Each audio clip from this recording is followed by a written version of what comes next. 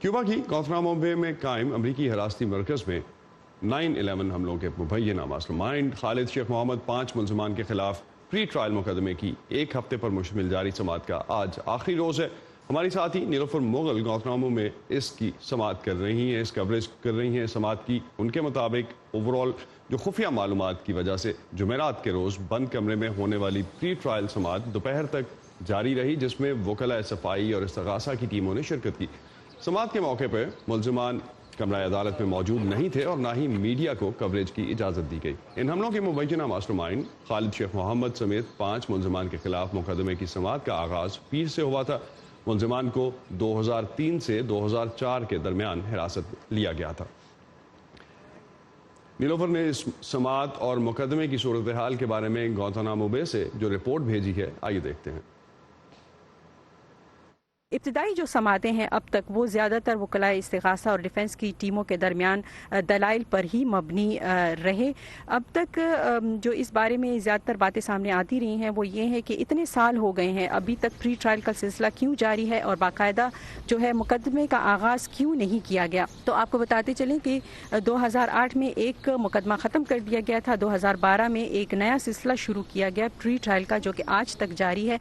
और दूसरा ये कि अब तक प्री ट्रायल के दौरान 3 जज जो हैं वो तब्दील हो चुके हैं। तो जितनी मरतबा नया जज आता है वो एक दोबारा से हर चीज़ का रीकैप करता है, उसे दोबारा दलाइल सुनता है वकला इस्तिगासा और डिफेंस की टीमों की जानिब से।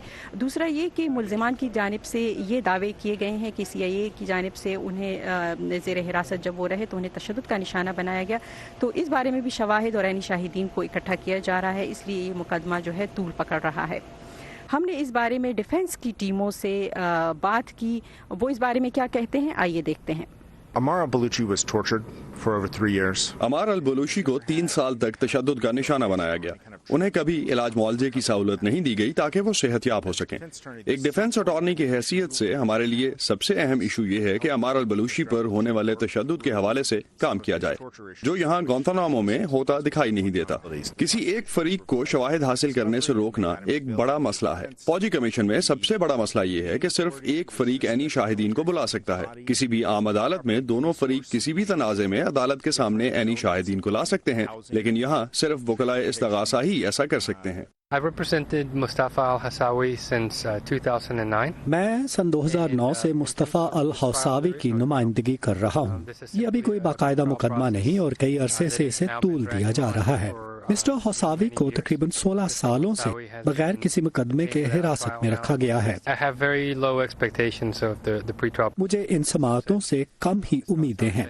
अगर मुकदमा शुरू हो भी जाता है तो भी इसमें बुनियादी खामियां हैं, जिसका मकसद महज सजा देना है। अमरीकी हुकूमत के जो वकील हैं, जो वकलाए इस्तिगासा हैं, वो इस बारे में ये कहते हैं कि वो ज़्यादातर खुफिया मालूमात या क्लासिफाई इंफॉर्मेशन जारी नहीं कर सकते, क्योंकि ये कौमी सलामती के लिए ख़तरा साबित हो सकते हैं और उन लोगों के लिए भी ख़तरा साबित हो सकते हैं जो कि 9/11 के विक्टिम के जो ख़ानदान वाले हैं, उनकी जानों को भी ख़तरा हो सकता है। Nilofar Mughal, voice of America, Guantanamo Bay, Cuba.